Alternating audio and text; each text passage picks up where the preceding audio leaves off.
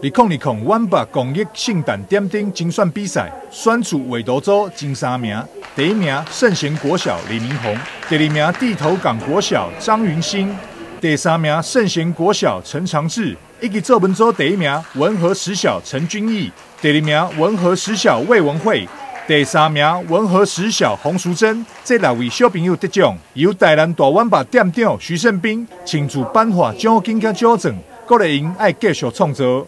邀请了台南市偏乡学童总共12所351位的小朋友一起来参加这个活动。那这个活动里面我们包含了安排了他1日的一些行程包含了用餐逛百货，然后另外还有最重要是晚上的点灯活动。那我们每个小朋友也赠送他1双运动鞋跟一些礼品。我们希望小朋友能够在这个活动里面有一个美好的回忆也希望说小朋友能够用绘画或者是用作文的方式把这个美好的记忆把它留下来。所以我们办了这次的比赛，那也希望是说每个小朋友能够在以后有能力的时候能够来回馈给更多需要帮助的人。作品会当得到评选青睐，最后会当得到奖状甲奖金，也让每一位参加小朋友拢非常的欢喜。非常感谢各界的善心人士。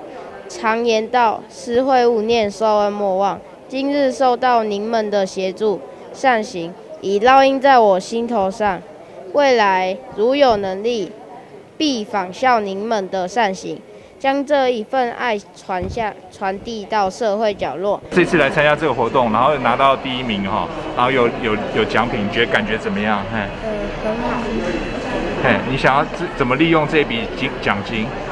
我要存起来。